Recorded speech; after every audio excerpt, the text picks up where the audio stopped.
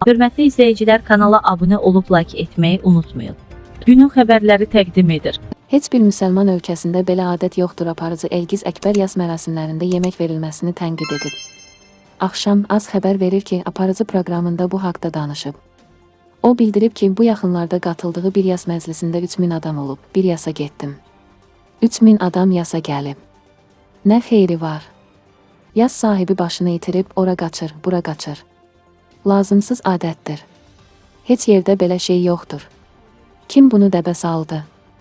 Müsəlman ölkələrində belə şey yoxdur. Ölünün yanında yaxını olmalıdır. Biri yedi, birinə yemək çatmadı.